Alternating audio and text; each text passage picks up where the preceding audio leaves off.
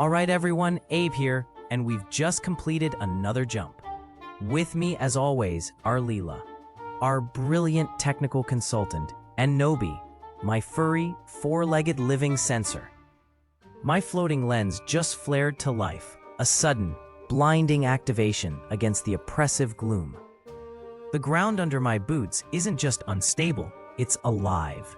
Every step is a calculated gamble, the surface shifting, like pulverized granite on a slow-motion avalanche. It hums with a deep,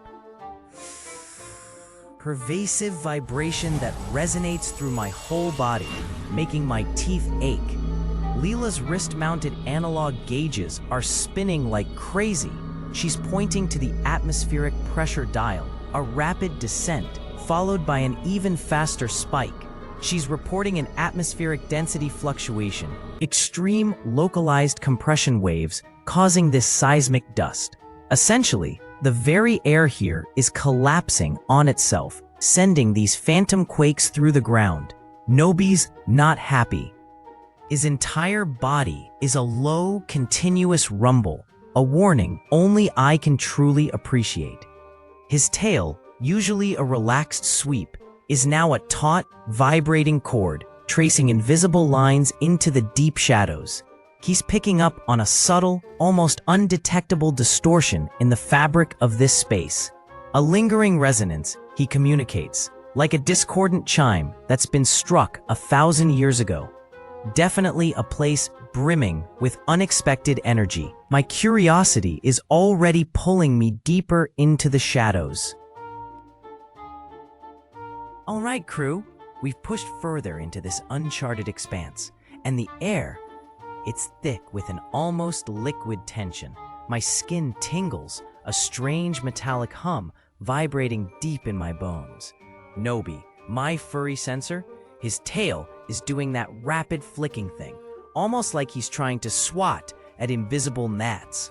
But his ears are flattened against his head. He's sensing environmental stresses, a subtle distortion in the energy field. Usually, this means we're nearing a significant nexus point, or perhaps a volatile prime ingredient. Leela, my ever-vigilant tech expert, just did a double take at her pressure gauge. Her finger taps the glass, then she pulls a magnifying lens over the needle, her lips forming silent words. Atmospheric instability, Abe, I echo for her, pointing at the shivering needle. Rapid pressure drops, followed by swift, localized increases. She's showing me the readings, the delicate pen on her seismograph drawing jagged peaks and valleys.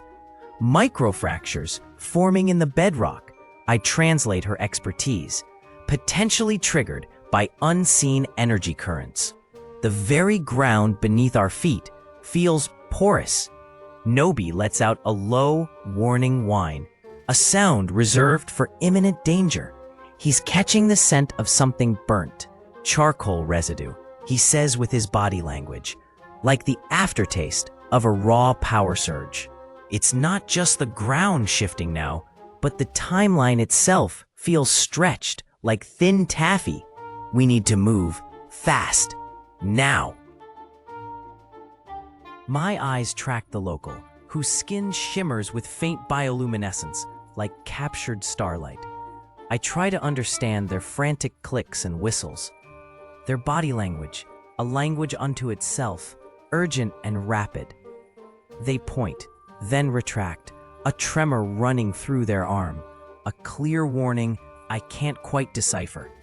Nobi, beside me, lets out a low, almost inaudible hum, a frequency vibrating the ground more than the air. His tail, usually a lazy whip, stiffens, pointing subtly towards the northern ridges. He's sensing harmonic resonance, Abe. Leela's voice cuts through my earcom, fluctuations above the ambient baseline, indicative of unstable energy signatures. I nod, glancing at the micro readings on her wrist-mounted display. Unstable energy signatures, folks, I echo, my voice dropping. Nobi's feeling it, and Leela's measuring the harmonic resonance.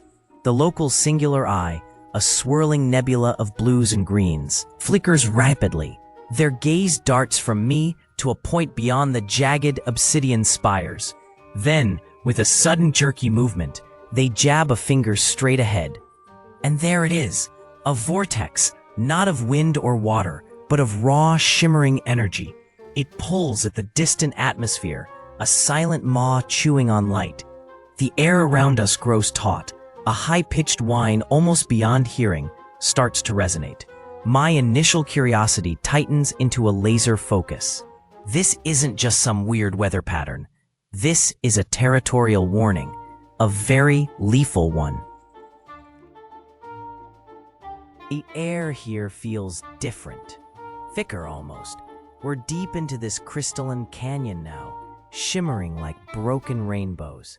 Nobi, usually so calm, is starting to get antsy. I see his fur around his neck begin to prickle, standing on end.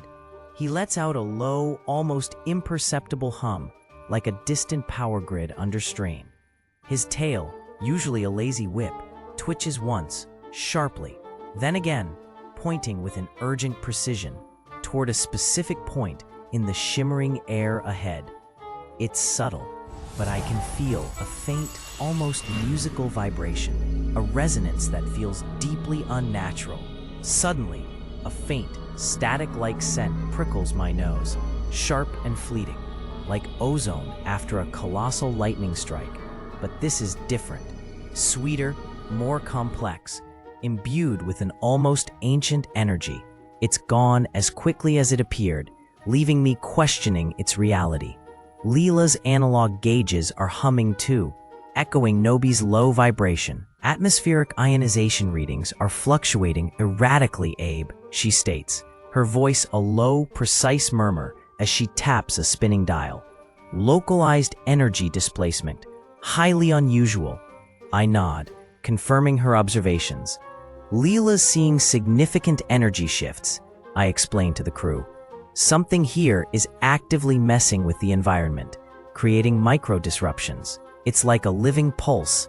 Nobi's tail twitches violently again, faster this time, and I feel a curious, almost nostalgic pull, like a ghost of a magnificent spice.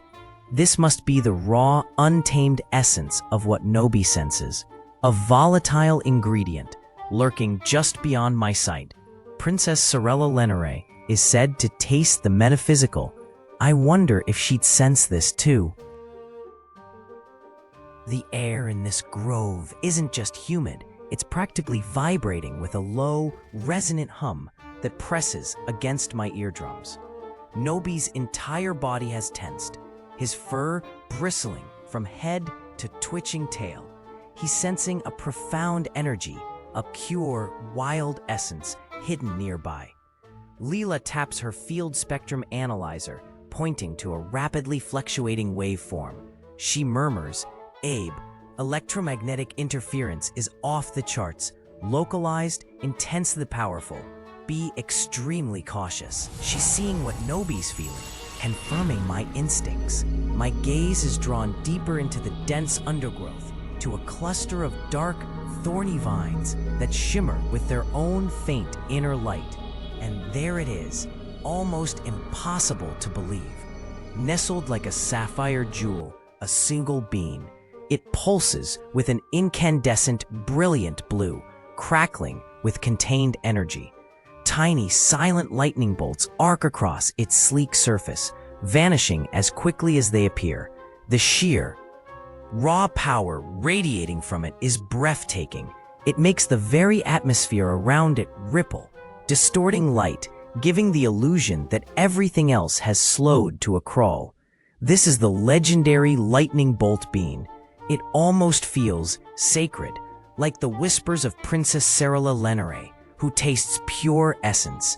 But how to get close to something so violently alive?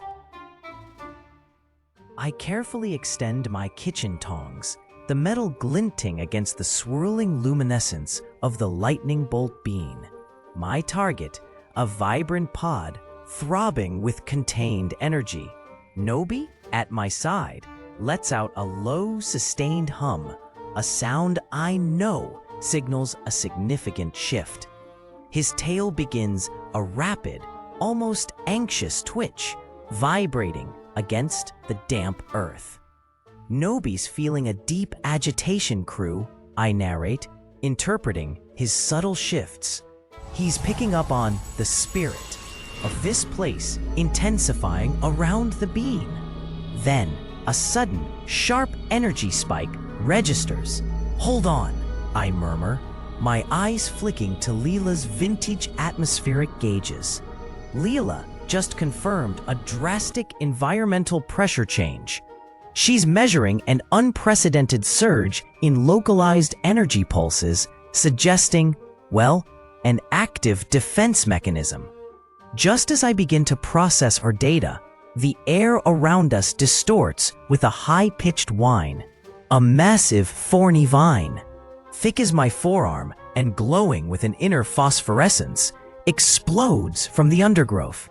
It lashes across the exact spot where my tongs had been milliseconds before, missing me by inches. The whip-crack echo reverberates through the humid air. I yank back, tongs clattering against my chest. Whoa! I was way too close, crew! My heart pounds against my ribs. Nobi's fur is now fully bristling along his spine, a stacked charge evident in the way individual hairs stand on end. Nobi's saying this plant isn't just defensive, I explain, trying to regain my breath. He's picking up on something fierce, territorial, a deep, primal hostility. This isn't just about a rare ingredient anymore. This is a clash of wills, a profound connection between the bean and its guardian environment. This place truly guards its secrets. The lightning bolt bean rests within the biocontainment field, its vibrant surface now thrumming with a subtle internal light. I feel the faint, rhythmic vibrations through the deck plating beneath my boots. Suddenly, Nobi, who has been perfectly still, lets out a low, almost imperceptible hum, his fur barely rippling. It's a deep, resonant frequency, a sound he usually reserves for hyper-volatile elements. He's mimicking the bean's pulse, a perfect, sustained, low-frequency note. Leela, beside me, tightens her grip on her brass scope. Her sharp eyes are fixed on the wildly swinging needle of a galvanic gauge, a delicate relic from a lost age, now dancing in frantic arcs. She gives a sharp, decisive nod, pointing a slender finger at the trembling readouts. The energy flux is synchronous, Abe, a resonance frequency, she almost whispers, her voice tight with academic awe. The pulses are mirroring, not just reacting. I turn to the camera, gesturing to her antique instruments. Leela's picking up a strong, synchronous energy flux, folks, I explain, watching the needle twitch, almost vibrating out of its casing. Nobi's hum isn't just a physical reaction to instability. It's an active, biological mirror. This bean isn't just emitting raw energy, it's responding to its environment, capable of intelligent discharge. This changes everything about how we approach it. My gaze sharpens, a profound understanding sparking within me. We've moved past mere observation, uncovering a deeper, reactive intelligence here. This is not just energy, it's communication. My insulated tongs hover, a cool metallic promise against the incandescent glow of the lightning bolt bean. Its deep violet skin thrums with a primal, magnetic force, a silent song that vibrates through the very ground. Nobi's tail, usually a playful whip, twitches with precise, frantic rhythms. His low-frequency hum now a steady, urgent drone. He's mapping the escalating spiritual distortion. Atmospheric distortion reaching critical threshold, Leela calls out, her analog chronometers spinning wildly. I track her gaze, adjusting my focus. Leela's indicating phase instability, folks, I narrate. The local fabric of reality is starting to fray at the edges, reacting to the bean's detachment readiness. The air around us crackles, stinging my exposed skin. tendrils of nearby phosphorescent moss recoil, their light dimming with a collective sigh. This is the moment. My movements become a dance, synchronizing with the bean's potent, rhythmic pulses. A breath held, a precise, insulated grasp, and then a clean, sharp pop as the bean detaches, a miniature star falling into my tongs. The vine instantly shrivels, leaving a scorched circle of empty air. A wave of exhaustion, then pure exhilaration, floods through me. This strange world, this volatile ingredient, each step brings me closer to the truth behind my own cursed existence, closer to the elusive whispers of the kingdom of spice. I brace myself, the granite mortar heavy, the lightning bolt bean a stubborn knot of raw energy. This isn't just grinding a spice, it's a physical challenge. My pestle hits, a tiny explosion of crackling, kinetic force. The bean resists, almost vibrating back against my hand. Nobi's fur, usually so sleek, now stands on end, quivering like a taut string. He's sensing something. A low, resonant hum vibrates subtly through the ground. The air around us thickens, almost visible as it shimmers. Leela, her analog sensors whirring faster than I've ever heard, points with a sharp gesture to a dial. I understand. She's signaling a localized atmospheric charge, a massive buildup emanating directly from the bean itself. The very air around me is charged, fighting my every move. The bean, a miniature storm cloud, sparks with every press. My muscles burn, but I won't yield. Each grind is a tiny victory against the core resistance of existence. The air now smells of ozone and something sharp, metallic, like a storm trapped in a rock. The static discharge jumps from the pestle to my fingers, a stinging reminder of the ingredient's immense power. Leela, with a focused gaze, taps another gauge. It's shifting, I realize, translating her unspoken warning. The energy field around the bean is causing molecular friction, rapidly heating up the immediate microenvironment. Nobi curls tighter, a silent alarm ringing through his small body. This bean wants to stay whole, but I need to unlock its secret. I bring the steaming cup of Speed Force coffee to my lips. The aroma, a sharp, almost electric scent that tickles the back of my throat. Nobi, at my feet, lets out a low, sustained hum, his fur vibrating faintly, pointing subtly at the brew. He senses the raw, untamed spirit in this, a sign of extreme volatility. Nobi's giving us a full-spectrum hazard alert, I murmur, taking a cautious sip. The moment the liquid touches my tongue, a jolt. Not unpleasant, but intense. My vision blurs, not in a dizzying way, but like the world outside me just stopped. Every dust mote hangs suspended, a hummingbird mid-wing beat. The slow drift of Leela's hair beside me, all frozen. Leela's chronometer is going wild, off the charts, I exclaim, glancing at her. She taps a flickering needle, her brows furrowed in concentration. She says the local space-time fabric is experiencing unprecedented temporal deceleration on a localized, personal scale.